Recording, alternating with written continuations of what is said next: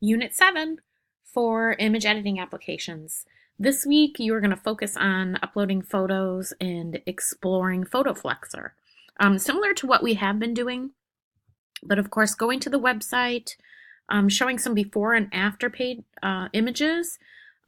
What's required for this unit is to shoot a photo that you like enough but wouldn't mind editing, and then proceed to upload your image to the PhotoFlexer website, and then use at least one function within each of the 7 tabs. So PhotoFlexer Editor, the basics, effects, decorate, animations, beautify, distort, layers, and geek.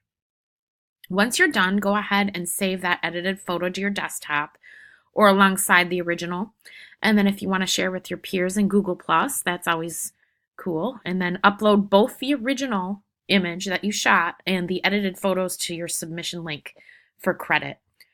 Go ahead and also work within the forum too as required. That would be located upload here, forum here. I'm going to switch these around real quick. Oops. There we go.